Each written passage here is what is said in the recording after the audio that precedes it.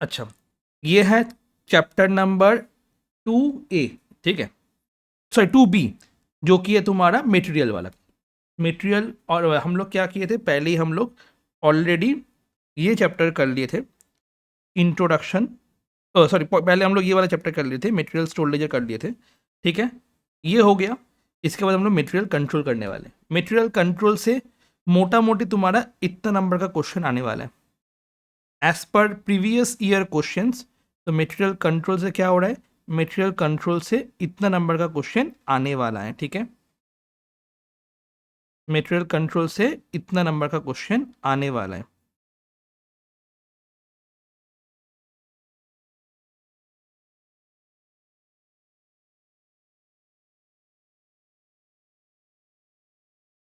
Okay,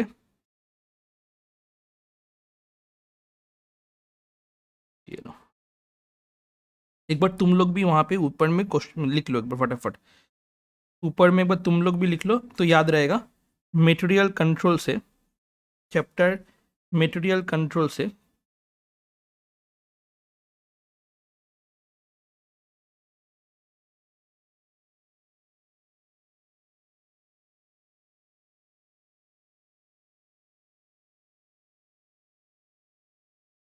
इतना number का question पूछने वाला है सीयू, ठीक है।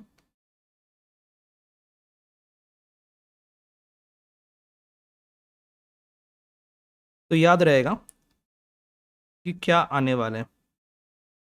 मटेरियल कंट्रोल से 10 से लेके 25 के बीच में क्वेश्चन आने वाले हैं।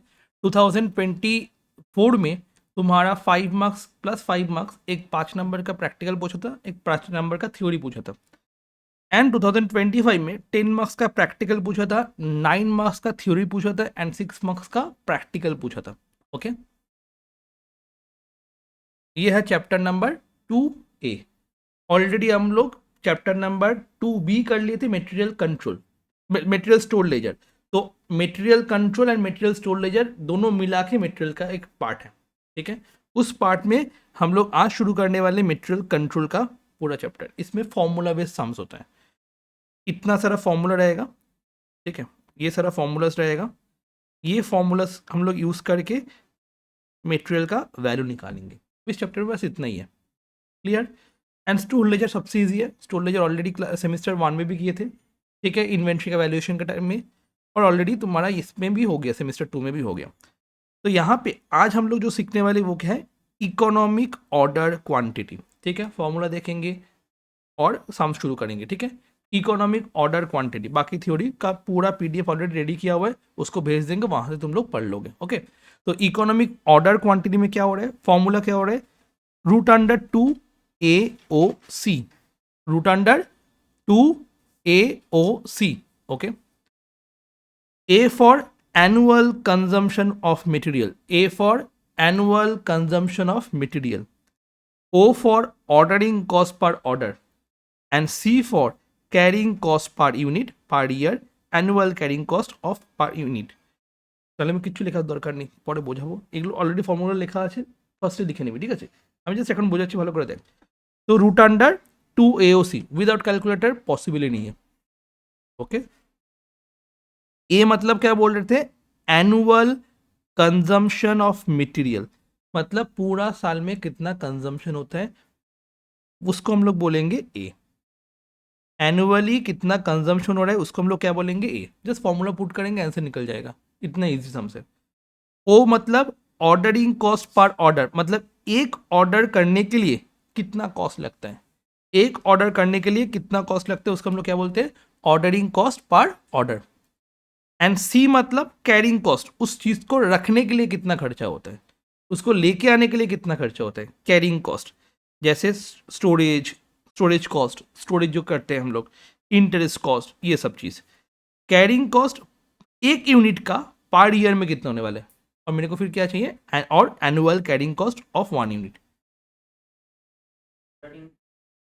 तो कैरिंग कॉस्ट, ओके। तो इसमें शॉर्टेज एंड इंटरेस्ट आता है। तो ये फॉर्मूला जब पुट करेंगे तो मेरे को ईओक्यू मिल जाएगा। ईओक्यू मतलब क्या होता है, इकोनॉमिक ऑर्डर क्वांटिटी, कितना ऑर्डर करना है उससे मेरा खर्चा कम हो, कितना ऑर्डर करना है उससे मेरा खर्चा कम हो, वो कैलकुलेट करने के लिए हम लोग इकोनॉमिक ऑर्डर क्वांटिटी का फॉर्मूला यूज करते हैं, ठीक है। इसके बाद number of order per year, मतलब अगर मैं ईओक्यू के हिसाब से करूँ, जो ऑर्डर आया, जो मतलब जितना क्वांटिटी ऑर्डर करने के लिए बोलेगा उसमें मेरे को कितना मतलब साल में कितना बार ऑर्डर करना होगा वो निकालना होगा। वो कैसे निकालेंगे, मैंने एनुअल कंजम्पशन कितना है और ईओक्यू से डिवाइड कर देंगे तो डॉट डॉट टाइप टाइम्स, मतलब कितना बार मेरे को ऑर्डर करना होगा और उस ऑर्डर में कितना दिन का गैप होना होगा, वो भी क्या हो जाएगा, time gap between two consecutive orders क्या हो जाएगा, मंथ या डेज, नंबर ऑफ ऑर्डर से हम लोग डिवाइड करेंगे तो हो जाएगा। क्लियर, मंथ और डेज नंबर ऑफ ऑर्डर से डिवाइड करेंगे तो हो जाएगा, ठीक है। ये है फॉर्मूला। अब हम लोग क्या करने वाले, अब हम लोग ये वाला सम करने वाले,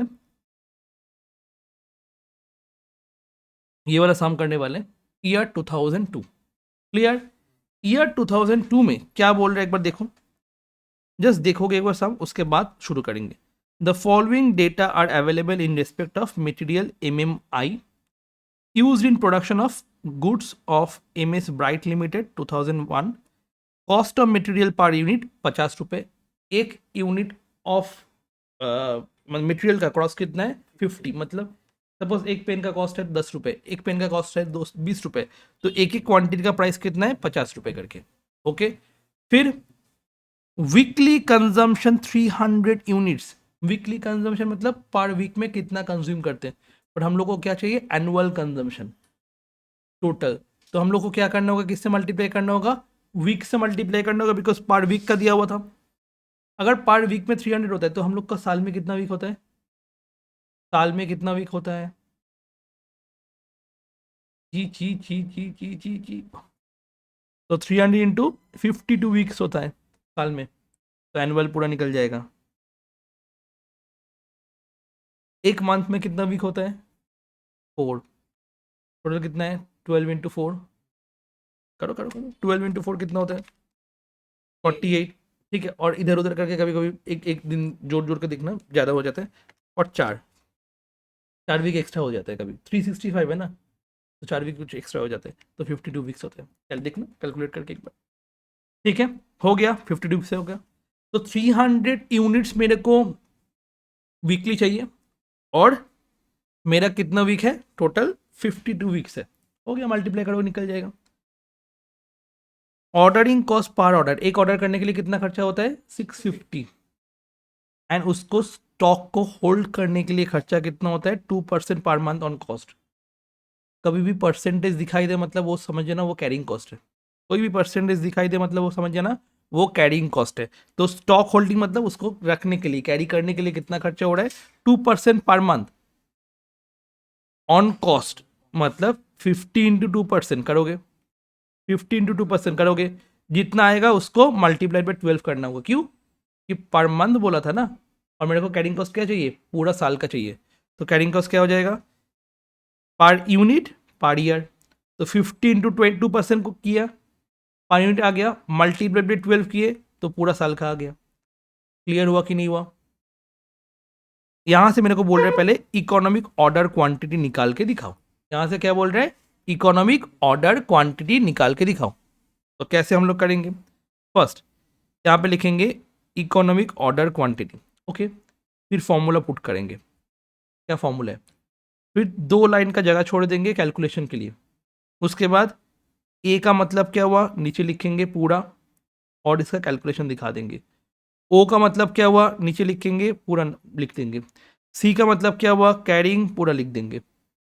कैरिंग किसके ऊपर हुआ 50 रुपीज़ तुम्हारा कॉस्ट है उसके ऊपर हुआ, कैरिंग किसके ऊपर होने वाला है ये वाला 50 रुपये के ऊपर 2% होने वाला है। क्लियर, समझ में आ गया, तो यहाँ से क्या हो जाएगा सी का भी वैल्यू मिल जाएगा मेरे को, अब यहाँ से पूरा ए मिल गया, यहाँ से मेरे को ओ मिल गया और यहाँ से मेरे को सी मिल गया, यहाँ पे लिख दो और उसके बाद रूट दबा दो।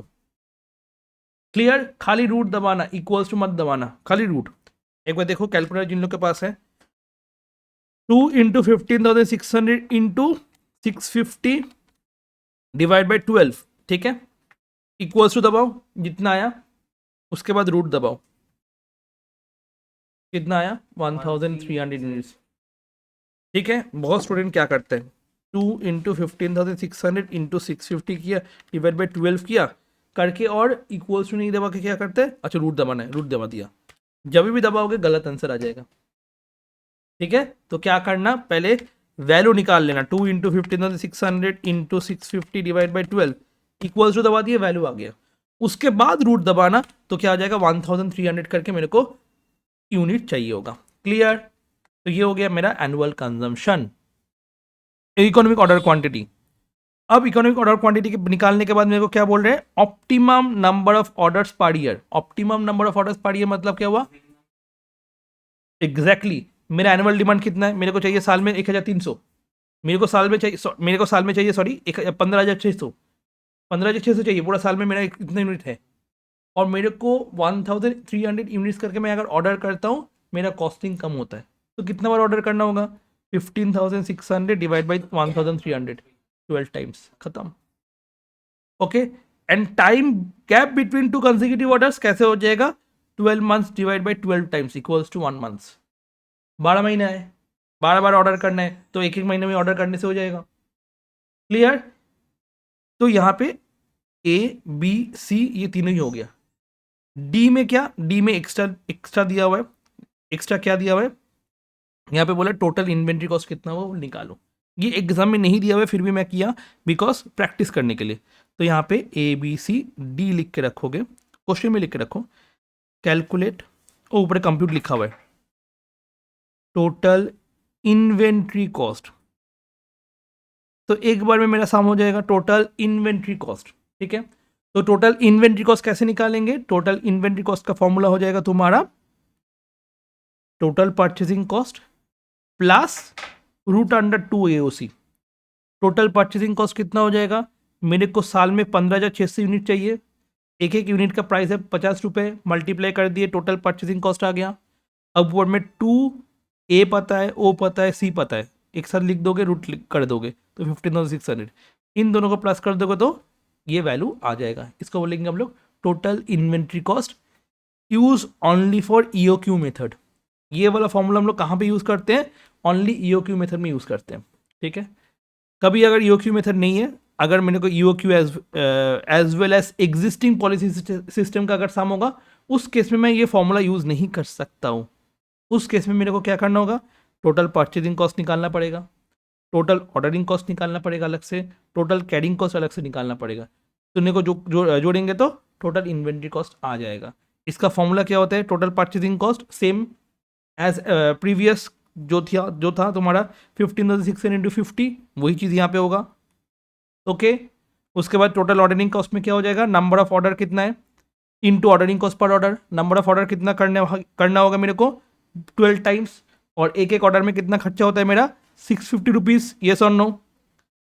तो 12 इंटू 650 यूनिट्स हो गया, एंड टोटल कैरिंग कॉस्ट में फॉर्मूला क्या हो जाएगा, EOQ/2 इंटू C, और अगर रीऑर्डर साइज होगा reorder size by 2 into C।